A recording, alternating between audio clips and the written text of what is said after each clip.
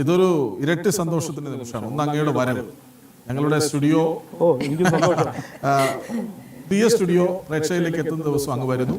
അതാകട്ടെ BJP double സെഞ്ചുറിക്ക് അരികെ നിൽക്കുന്ന സമയം 197. അപ്പൊ ഈ മധുരം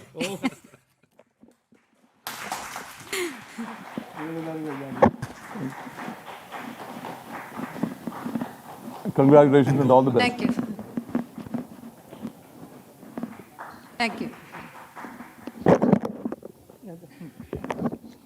അപ്പോൾ തിരക്കിട്ട തെരഞ്ഞെടുപ്പ് പ്രചരണമാണ്.